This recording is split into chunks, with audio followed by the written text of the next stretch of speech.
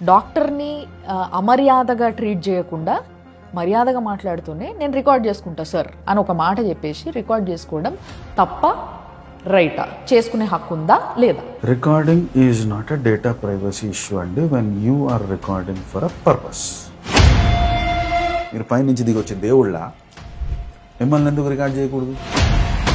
ఏవైతే test already చేయించుకొని రిపోర్ట్లు పట్టుకొస్తాడో ఆ టెస్ట్లన్నీ మళ్ళీ వాళ్ళ హాస్పిటల్లో చేయించాల్సిందే అంటారు వాళ్ళు. ఒక మనిషికి 5-6 సార్ల కంటే జీవితకాలంలో ఎంఆర్ఐ చేయకూడదని నాడి చూసి 90% ప్రాబ్లం చెప్పగలిగేటోళ్ళు డాక్టర్. స్టెథోస్కోప్ పెట్టి సిచ్యువేషన్ ఏంటి అని అర్థం చేసుకోగలిగేటోళ్ళు doctor. Unfortunately health care industry today stethoscope ornament అయిపోయింది. స్కాన్లో ఫిలిం చూసి అర్థం చేసుకునే స్టేజ్ పోయి రేడియాలజిస్ట్ రాసే రిపోర్ట్ బట్టి ట్రీట్మెంట్లు ఇచ్చే దుర్గతికి వచ్చింది. పేషెంట్ గట్టిగా అడగొచ్చు, సార్ నేను చేయించుకుని నిన్న మొన్న చేయించుకున్న అన్ని టెస్టులు దీనిపైన ట్రీట్మెంట్ ఇస్తావా లేదా అని రుబాబు అడగచ్చు. ఎంఆర్ఐ మిషన్లు హాస్పిటల్ మ్యానుఫ్యాక్చర్ చేయలే కదా, రైట్? ఎవడో మ్యానుఫ్యాక్చర్ చేసిండు కదా, ఆడొక్కడే మ్యానుఫ్యాక్చరర్ కదా, ఇంకోటి లేడు కదా. మన అదే మిషన్ ఎవడు తీసినా అదే అవుట్పుట్ ఇస్తుంది కదా. అది ఏం డిఫరెన్స్ వస్తుంది బై? గట్టిగా అడగండి.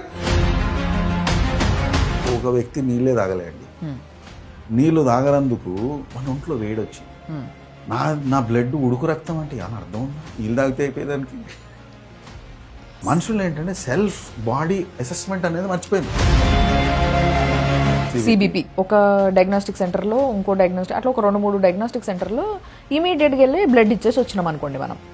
వీడో రిపోర్ట్, వాడో రిపోర్ట్, వాడో రిపోర్ట్, వాడో రిపోర్ట్. ఆ రిపోర్ట్లకు ఒకదానికి సంబంధం ఉండవు కొన్నిసార్లు. మందులకు ఎట్లాగైతే ఎక్స్పైరీ డేట్ ఉంటుందో మిషన్లకు కూడా ఎక్స్పైరీ డేట్ ఉంటుంది.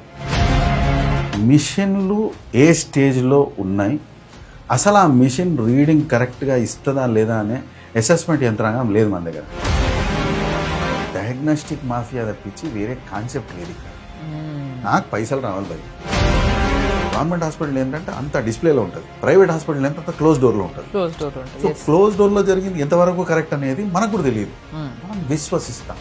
మన దరిద్రం ఏంటంటే పైసలు కట్టి ట్రీట్మెంట్కి ఎక్కడైతే చేయించుకుంటున్నామో అక్కడనే ట్రాన్స్పరెన్సీ లేదు. లేదండి, ఎందుకు లేదు అంటే మన పైసల మీద ఫోకస్ వచ్చేసింది కదా, ట్రీట్మెంట్ మీద ఫోకస్ లేదు. డాక్టర్లు బేసిక్గా రాగానే ఒక పేషెంట్ అడ్మిషన్కి వచ్చినాను ఇన్సూరెన్స్ ఉందా అని అడిగితే ఎస్ సార్ అడగాల్సింది ఏంది, నీకు ఏం ఎలర్జీలని అడగాలి. ఇన్సూరెన్స్ ఉందా అని అడిగితే నువ్వు వాడిని ఎట్లా చూస్తున్నావు? నువ్వు ఒక వ్యాపారస్తుడు కస్టమర్ని చూసినట్టు చూస్తున్నావు, ఒక డాక్టర్ పేషెంట్ చూసినట్టు చూస్తున్నావు.